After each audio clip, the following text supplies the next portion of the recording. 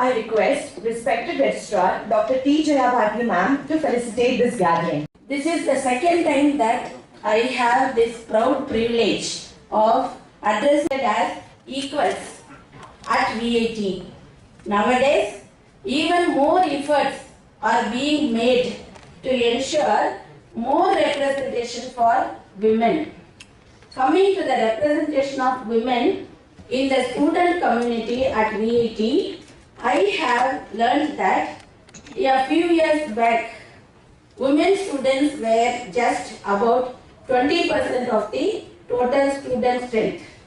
We have improved now to about 30% and hope to reach 50% sooner or later. The intention of organizing Women's Day celebrations is to increase the awareness of issues facing women today, especially the awareness of younger women. To be sure, discrimination against women is not going to disappear overnight. It is a long fight, and some progress has been made by women of my generation. I call upon all people, men and women, especially the people of younger generations, to continue the fight and secure the rightful place of women in society. Women's rights are human rights. Before I conclude, my special welcome to the chief guest of today, Ms. Pallavi Shastri. It is no secret that women are better managers of human resources than men. It is women who can be strict without being harsh, firm but flexible, fair but compassionate. We are eager to hear from you. We are eager to hear your views and experiences, ma'am. Thank you.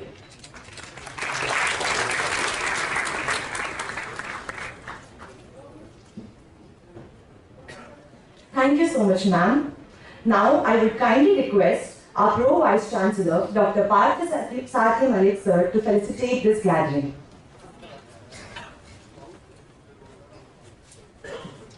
I am a man only.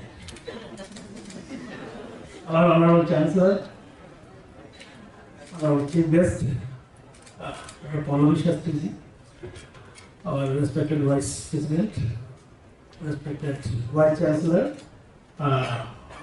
respected Registrar Madam, Director Students Welfare, and the team Students Welfare, my faculty colleagues, all the great women, also the men.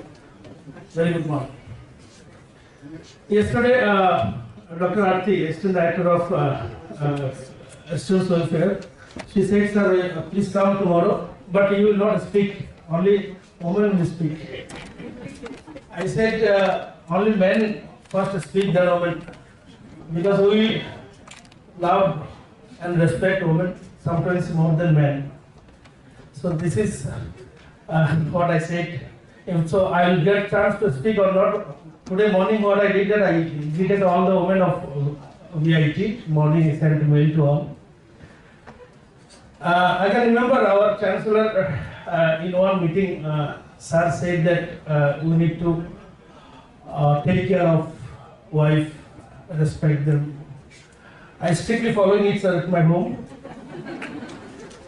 And I hope all my men colleagues, they are also doing the same thing. And it is very important for the overall everything for the family. Of course, you can feel it. The great poet, actually, Bharatiya ji said that a country can prosper if only when the women get equal opportunity. So, women equal opportunity, I can say in our campus we ensure. If it is not, please let me know, not now, later. We ensured it, and I can tell about only my institute and my campus.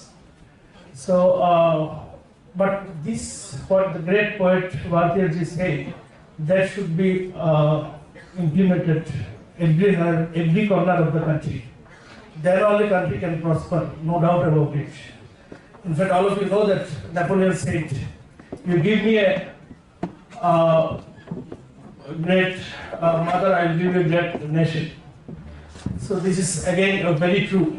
In fact, if I see my family also, in spite of her busy schedule, my wife takes care of my son, his education, everything. I hardly get time.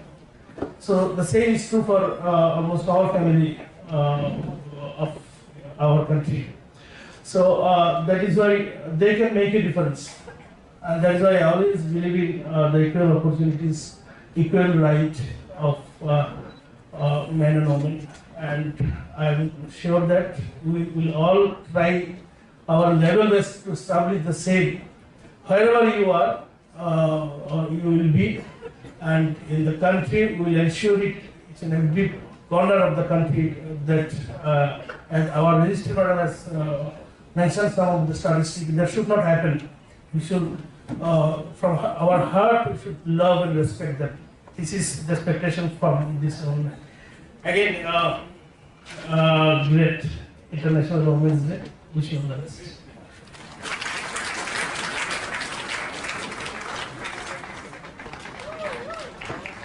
Thank you so much, sir. Now I would request our respected Vice Chancellor, Dr. V.S. Kanchana Bhaskaran ma'am, to felicitate this gathering. Good morning to all. Honorable Chancellor sir, respected Vice President, our Chief Guest, Ms. Pallavi Sastry, the Vice President and Head HR, Bosch Limited, Bosch India, and our Pro Vice Chancellor, and our Registrar, and all the faculty members, deans, directors who have joined here, and all those who have joined us today on this Women's Day, International Women's Day. First of all, let me convey my Women's Day wishes to all the women here and all the women at home for each one of you. This Women's Day, actually I wanted to read out a message what I had from Swami Vivekananda. On 19 March 1894, Vivekananda wrote a letter to his Guru, Swami Ramakrishnananda. In that letter he wrote, "Nowhere in the world are women like those of this country. How pure, independent, self-relying and kind-hearted. It is the women who are the life and soul of this country. All learning and culture are centered in them. There is no chance for the welfare of the world unless the condition of the women is improved. It's not possible for a bird to fly in using only one wing." And taking a walk back in our memory lane, our tradition existing since more than 3,000 years ago has always accorded great respect and big status for women in family and also society. In all the four Vedas, women stood supreme and being honored for their importance in society and given with equal and real potential in whatever their potentials are. They were brought to the fore.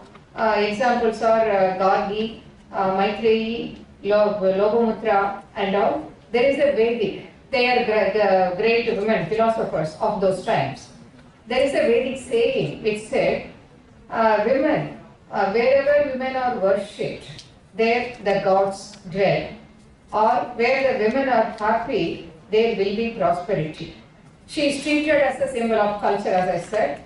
And we go as far as saying that if one really wants to understand the culture and the civilization of a country or a nation, one has to only observe how the nation treats its women folk. It's a global day celebrating the social, economic, cultural and political achievements of women. We just mark this day to celebrate. We always respect our women at home. We say Mada, Pita, Guru, Devam. Mother is first, then comes father, then comes his teacher, then comes the last identity as the God. So this is a day to celebrate the women in our lives. For the United Nations, the theme for 2024, they have identified as investing in women and accelerate progress. It cannot be said better than this. We have got to balance the two, men and women. Unless they balance each other, unless they complement each other, the human race is not going to thrive and the world is not going to prosper. So this is the day for all of that. And you might have had some civil events and all related to that. Men and women on the earth should balance each other for a balanced year, and this will enable the humanity to live longer, happier, healthier in a sustainable world environment in all the aspects. I wish all of you a very happy Women's Day, and let us bring good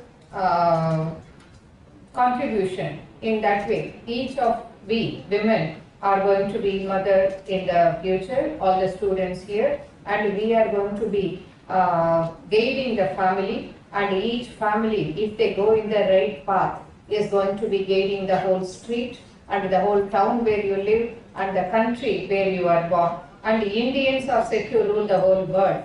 Given that sort of a opportunity for each and every woman who are here and each and every woman in all your lives, let's take this day forward in all the good manners. Let's lead. Thank you.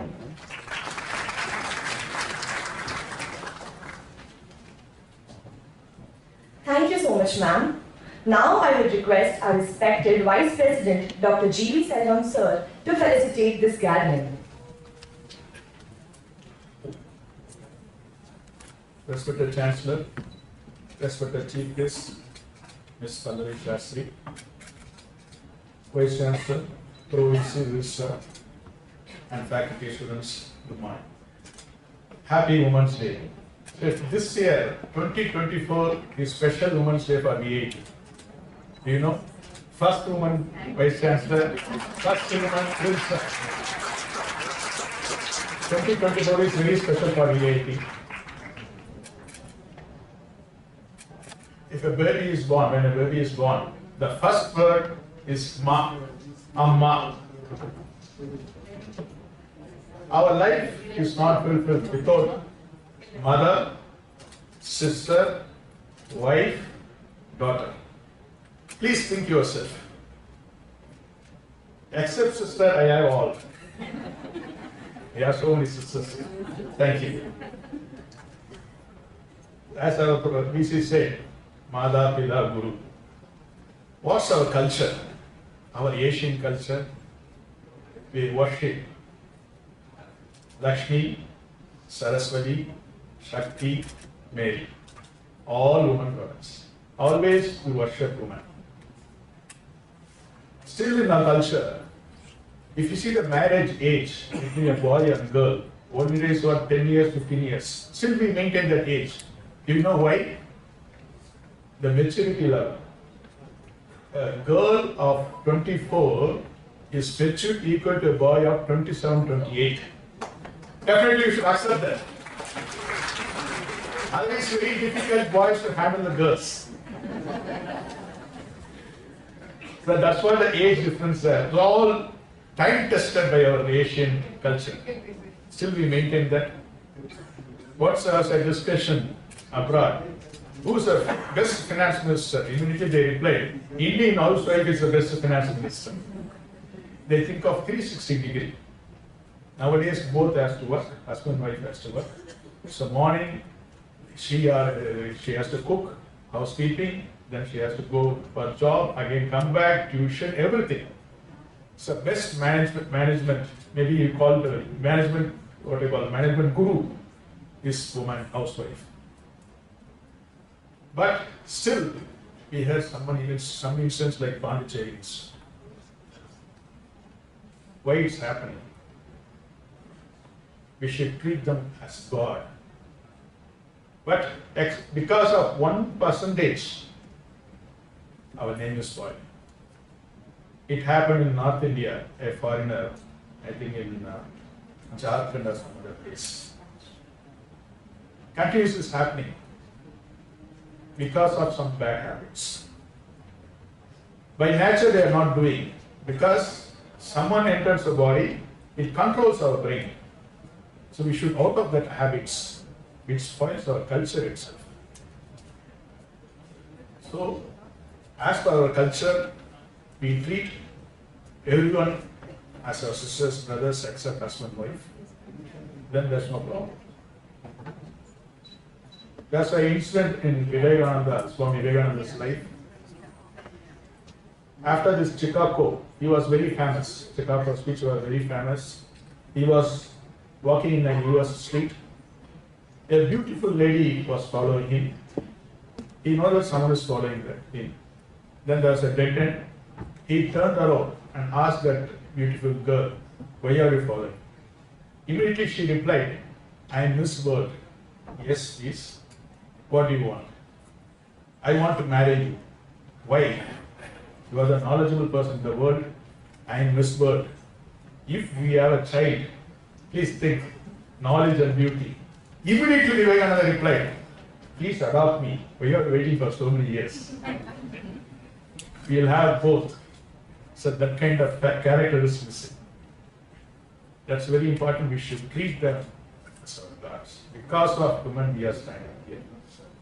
In fact, there was a discussion between a father and mother, whether the child is close to father or mother.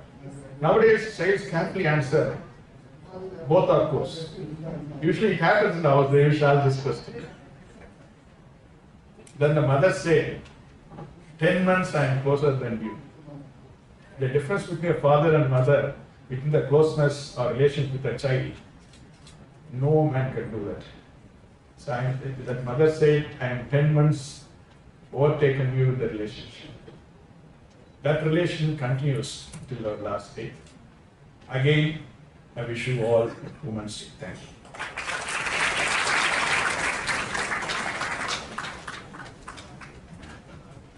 Thank you so much, sir. As our spirits soar to new heights, it's an honor to introduce the distinguished chief guest for the event. Without any further ado, I invite Ms. Shreya Gupta, Member Secretary, Student Council, to illuminate us with the introduction of our esteemed chief guest.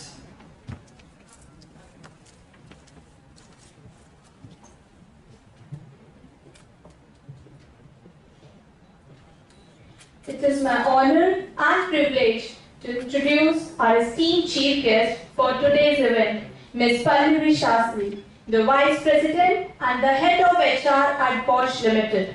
With over 25 years of expertise in human resources, she has been a driving force behind organizational development and transformation across various sectors. Having held key leadership roles at Bosch Limited, Bosch Global Software Services, LA Lilly, and TVS, ma'am's impact on HR practices has been profound. As the head of HR at Bosch Limited, she has superheaded interventions that enhance employee experience and drive business impact. Her academic credentials include PGDBA, PGDFM, and PGDHRM, along with certifications from AON in Total Rewards and Talent Management, from NTL USA in OD and Chain Management, and from CFI in Coaching. She is also a trained assessor of Hogan's and Diss. A sought-after speaker at industry forums and HR associations, she is passionate about people development, learning, and fostering diversity in the workplace. Outside of her professional endeavors, she finds solace in art and literature. Married and blessed with 2 sons, ma'am's journey is a testament to her unwavering dedication, strategic acumen, and commitment to excellence. Please join me in extending a warm welcome to Ms. Pallavi Shastri. We eagerly anticipate your insights and wisdom, which undoubtedly will inspire us all. Now, without further ado, I kindly invite you, ma'am, to grace the stage and share your insights with our esteemed audience. Thank you.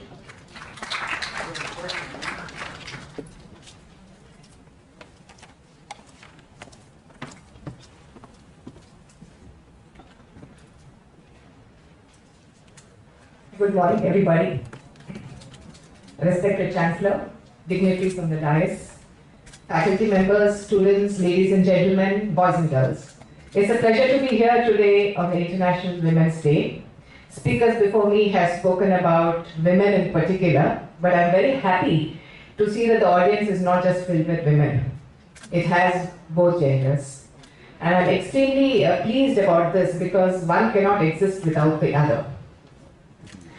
DEI and gender diversity has always been at the fore, but I come from business, from Bosch, and hence I would like to give you and offer you a perspective of the industry and why diversity is so important for us and what it means, and therefore enlarging the scope beyond women and actually talk about human beings, which consists of both diversities in terms of gender, internationality, culture, countries, so on and so forth.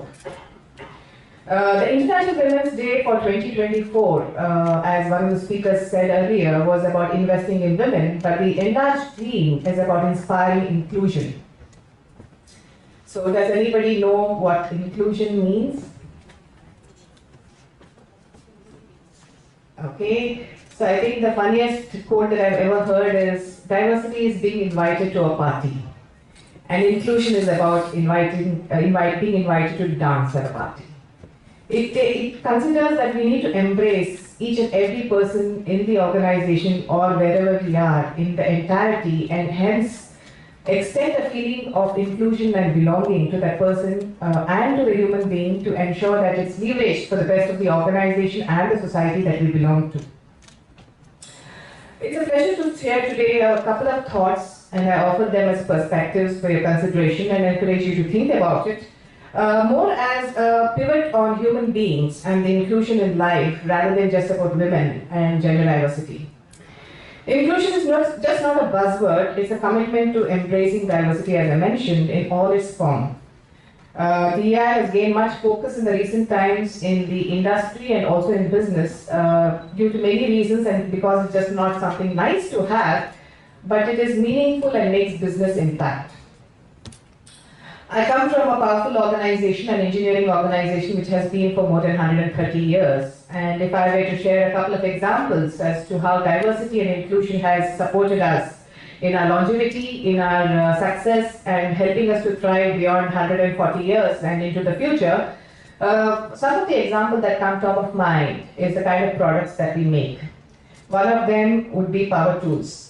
So when I say power tools, what comes to mind is generally large, dirty power tools, heavy power tools, which are generally very difficult to carry around, mainly associated with construction.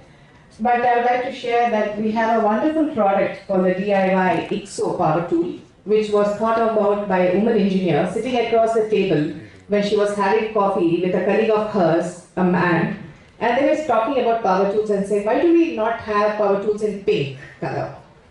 Why do they have to be so heavy that I cannot carry it in my hand? And why does it have to only be for cutting marble or the walls? And that's how the IXO was born, which is a DIY tool, one of the best-selling products of Bosch in the power tools business.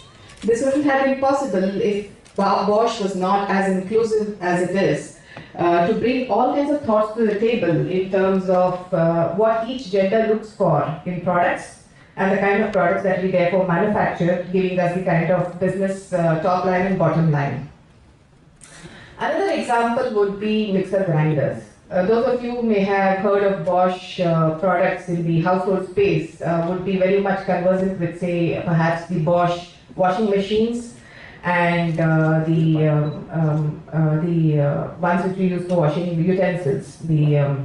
But most of you may not know that Bosch also manufactures mixers and grinders. And this is a product which has been thought of for mainly India.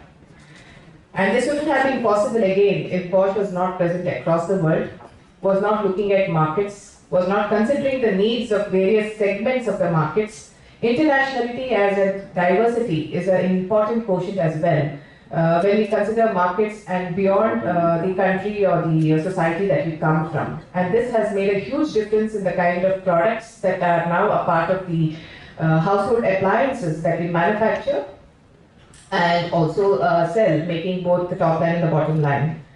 Third example that I would take would be in terms of diversity of generations. Most of you might have seen some of the upcoming vehicles, the cars, the passenger cars. And if you've been inside a Scorpio or inside a Baleno, a Maruti Baleno, or even the latest XUV 700, which is making quite a bit of waves, you would notice the dashboard, which is quite funky, which is quite up to date with technology, which connects with your mobiles, which can give you directions, navigations on the roads. Well, this was thought of by youngsters sitting out of our Bosch Global Software sitting in India. Again, this would not have been possible if we had not considered the diversity and inclusion aspect of across demographics, across geographies, and across age groups. Now, having said all this, I would say while diversity and inclusion makes a big impact on business, and since it's just not nice to have but a must have, and it makes immense business sense to continue not just for success for now, but definitely for the future. There are a couple of things that has stood as strong pillars when it comes to diversity and inclusion. And this I would like to offer to you for consideration, because this just does not apply to an organization, because organizations are made of people like you and me, but it applies to us as well as in our daily life as we go forward in our journey of life and we want to succeed and thrive in a way that's measurable for us. One, I would say, is cultivating the growth mindset. This is an important aspect of life, because as we go through, navigate life, we will have ups and downs. Now, how do we look at obstacles in life? Do we look at it as unsurmountable, or do we look at it as opportunities and therefore find solutions? I would say this is important not just for men, but also for women. More so, I would say, for women, considering the societal pressures that they come under as a part of life journey once they become get into a family, get into mother, mobility, marital situations, and then very often they find it far easier to drop out of the workforce. So this is where the growth mindset really helps us to think of possible solutions, to find ways, because there's always a solution to every problem. To find a solution to surmount every obstacle in life. And this just is not for women, again, as I mentioned, but it's for anybody who wants to succeed in life, come what may. An amazing example would also be how this can be turned into a business situation. I'm sure most of you who are studying about entrepreneurship, business studies, would also be studying startups. How do the startups start their business, first of all, and then thrive? They find an opportunity in every challenge or problem that is being faced by society. And the same view could apply to us in life as well. A beautiful example is the UPI system that we have in India. How did it start and what is it benefiting? I think this is one of the best examples of digital India being studied world over, where UPI has brought together multiple unorganized businesses into a financial system which has enabled to become creditworthy for them, enabled them to take loans and grow their businesses, and therefore leading to a society which is much more flourishing and profitable. The same would apply to us in lives as well. For any solution, any problem in life, we can find a solution if we were only to look around for it. Here I would come to the second aspect of continuous learning. Learning does not end with finishing a graduation or a post-graduation. It's not just education in terms of formal education, but actually learning from our society, from our ecosystem, from people around us, from nature, and from everything that we touch and feel in daily life. I would say this is a very important aspect of life, because not just for life, but also for if people are looking at careers, to stay employable for life and not just look at immediate employment. Here I would say one of the aspects would be to look at things around you, adapt to it continuously, and so as to learn from it and then move forward. Again, going back to business, I think businesses which did not learn to adapt or continuously learn have floundered along the way, and organizations, some large organizations, great organizations like Nokia and Kodak being some of the very well-known examples of organizations which did not leverage on the position that they were in and continuously learn from the ecosystem and keep changing themselves to leverage on what's happening in terms of business and also people. When I come down to people like you and me, jobs which were there say 10 years ago are no more there, and I think there are enough studies by McKinsey and EY to say that jobs which will be there in the next 50 years do not really exist now. And the skill sets that we are coming out with now will no more be valid, say 25 years down the line. So how do we stay relevant in an ever-changing industry? Means continuously learn. This also, I would like to take it back to the aspect of women dropping out of the workforce, and how important it is when you want to get back into the workforce for whatever life situations that you were in. I think continuously keeping the learning antenna on, keeping the learning curiosity on is a key to stay relevant, to be networked enough, to find the right mentors around you who can help and guide you through those difficult situations, and then find a solution to get back into the workforce. All of us will, and I'm sure will go through difficult situations in life, and it's the learning aspect which actually keeps us constant in our endeavor to move forward in the journey of life. Third, I would say, and the most important, would be self-compassion and empathy. This is not self-pity, or it is not looking at the victim triangle, but actually being kind enough to yourself to say, yes, things are not going well, but what can I do next? Moving on from that situation of pity into saying that I have faced a difficult situation, what are the facts, what is my next step that I have to take, and how do I move forward? If we are not kind to ourselves, we cannot expect others to be kind to us. I would urge and encourage each one of us to actually consider this with the greatest of mind space and mindfulness, because self-compassion and empathy for oneself is the most strongest beacon of light in the most darkest of times. And this comes with taking care of both the health, the mental health, as well as the emotional health, not just the physical health. I think this is an aspect which will see us through multiple downsides of life, and also maintaining an equanimity and balance when we have an upside in life. So with that, I would say, while we have multiple stereotypes in the environment around us, it's up to each one of us to break those stereotypes, whether as a woman or a human being, to move forward in the journey of life, to have a vibrant life, to be as inclusive as possible, not just in our lives, but for others around us. And in closing, I would encourage all of you to embrace the power of inclusion for yourselves and for those around us in all ways, mind, body, and spirit, and continue to learn, continue to grow, have a growth mindset and self-compassion while you continue to have a vibrant life ahead. All the very best. Thank you.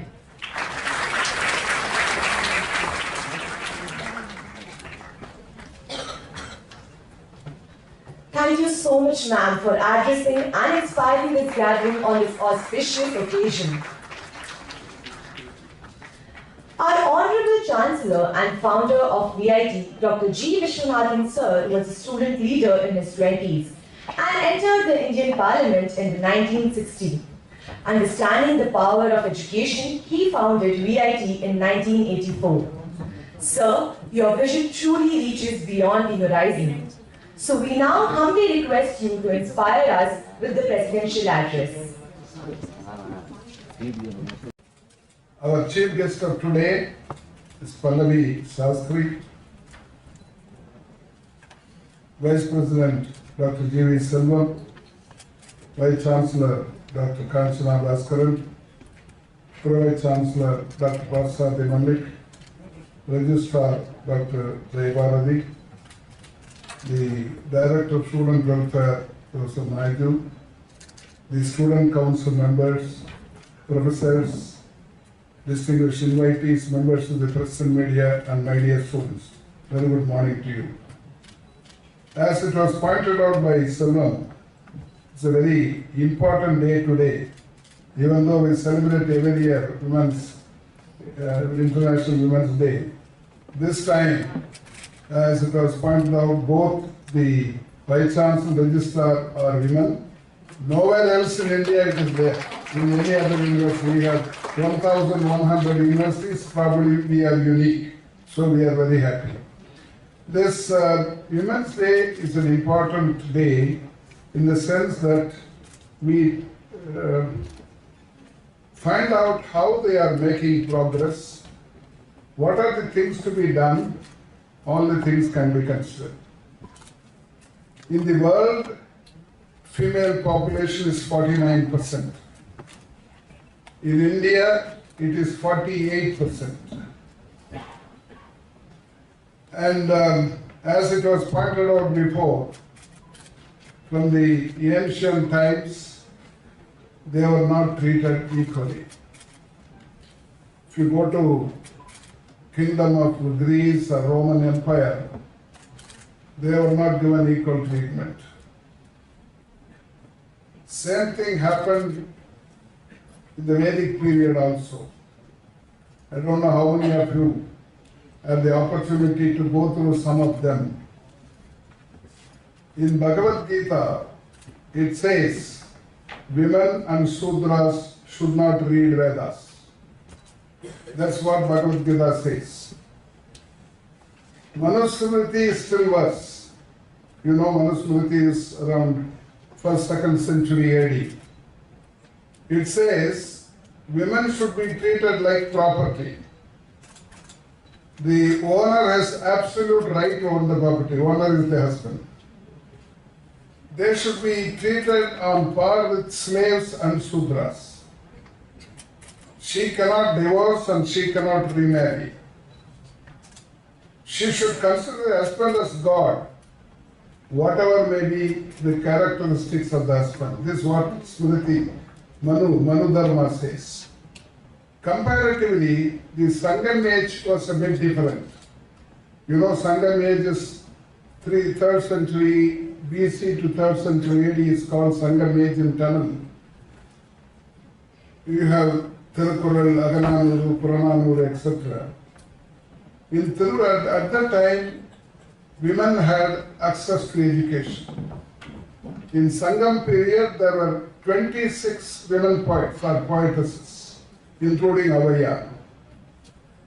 And Thiruvalluvar, who belongs to the 1st century BC, he has written, Penni Perundakka Yavula, what is greater than a woman in the world? That's what Thiruvalluvar writes 2,100 years ago. But subsequently, this also got changed. Women could not get equal rights. They were not given education particularly. Especially in the rural areas, they were not sent to school, or even if they were sent to school, they will not go beyond class 5. They will stop them. This is the kind of thing happening now. It is far better. Now they are almost on par with men as far as education is concerned. Our registrar is mentioning that 30% of our students are girls. But I must tell you, when we give awards and medals, they get nearly 2/3.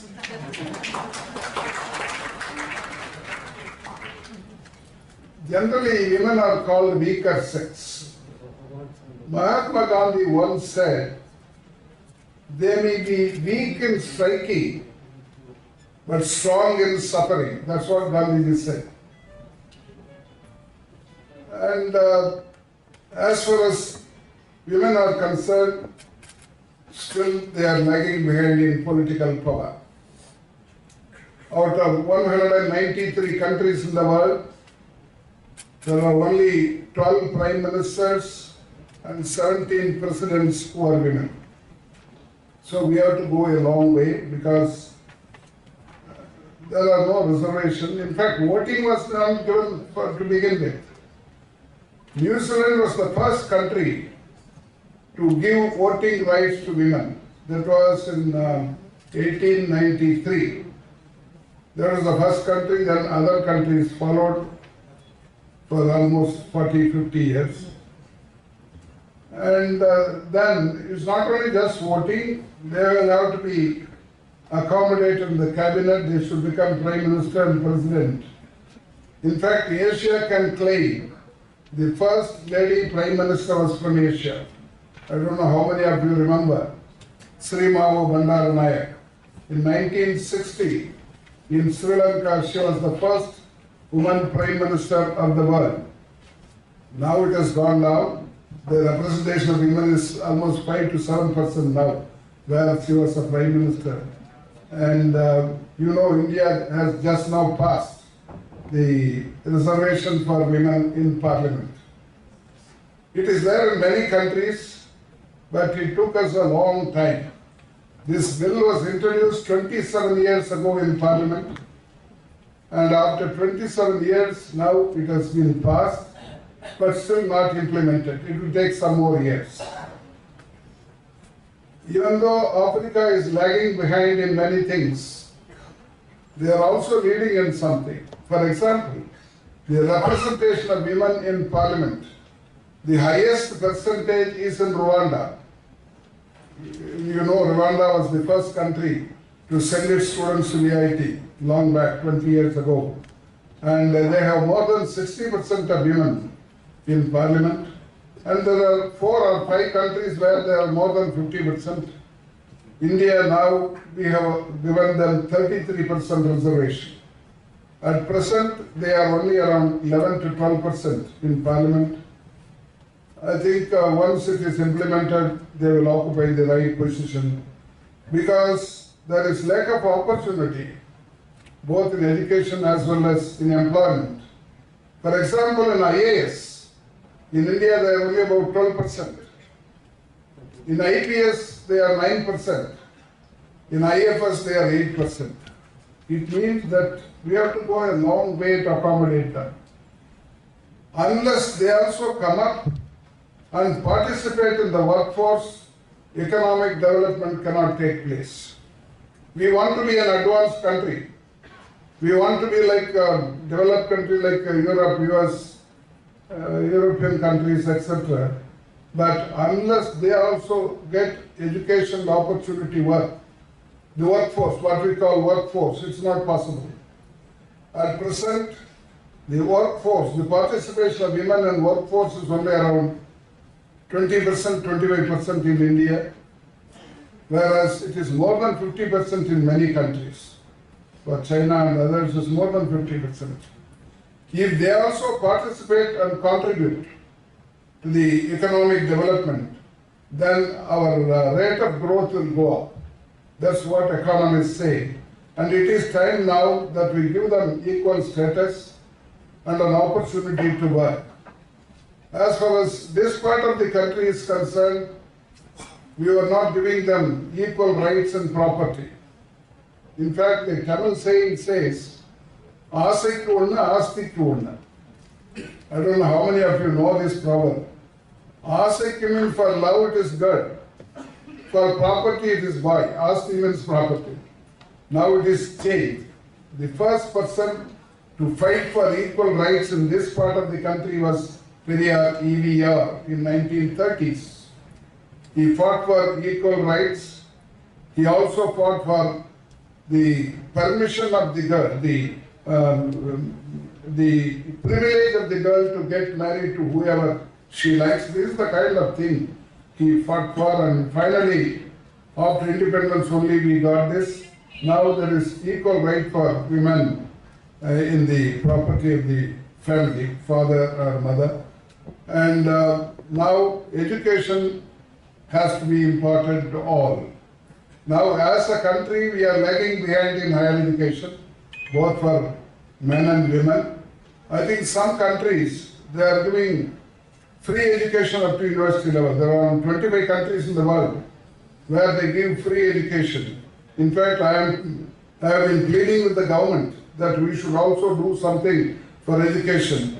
On this International Women's Day, I would like to make a request. If it is immediately not possible to offer free education for all, at least women should be given free education at the highest level, at the university level, so that the others can follow that. Of course, Tamil Nadu government, under our Chief Minister Stalin, is giving some extra money for the girls, to go for higher education. It is to encourage girls to study mostly from government schools, etc. It's a good measure, but it will go a long way if they are given free education at the university level. Only then they can come up, and they should be able to participate in all the activities, all the economic activities, so that we will also make a progress like the Western nations. At present, the per capita income is very low because many of them are not earning. And whatever we make a progress, it goes to few individuals or a few percentage of the population. That's a long time. It will take a long time to get everybody equal opportunity, equal pay, etc. Even now it's not happening. For the same job, the man gets more than the woman. It's a kind of discrimination which should be avoided.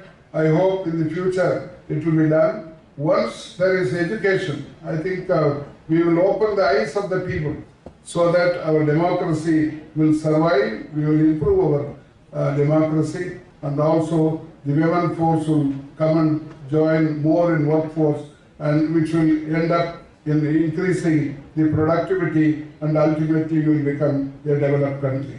I thank our chief guest, Pallavi Shastri, who also happened to be our parent.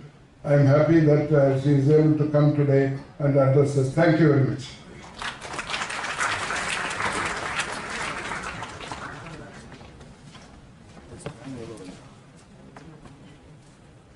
Thank you, sir, for constantly motivating us. Ladies and gentlemen, it's now time to recognize the outstanding achievements of individuals who have demonstrated exceptional dedication to women empowerment. With great pride and honor, we present the recipients of VIT Women Empower Grant. I would like to invite the Director of SPORIC to join us on stage to felicitate the distribution of these prestigious awards. Today, the Office of SPORIC feels very proud and very happy. On this auspicious Women's Day, we are also being a part of this day by recognizing our women researchers.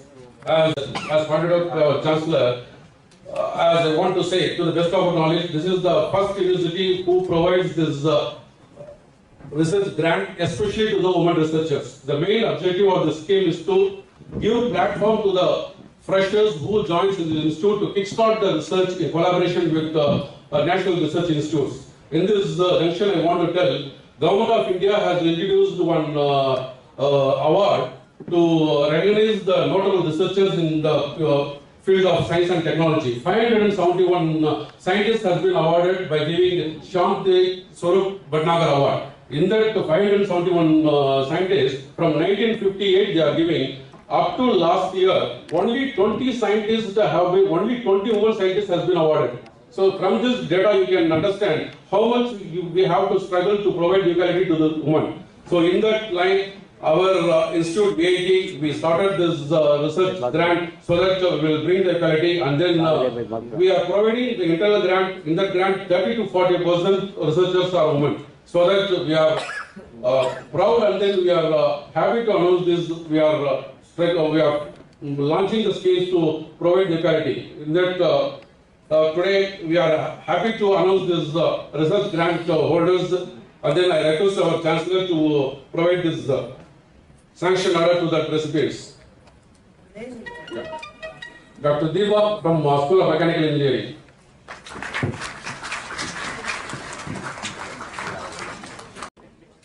Madam.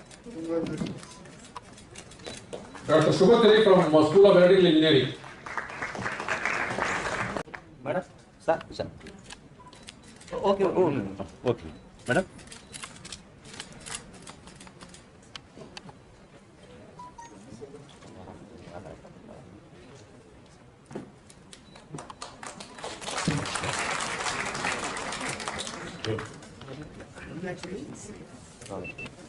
For their remarkable contributions and commitment to advancing the cause of women empowerment.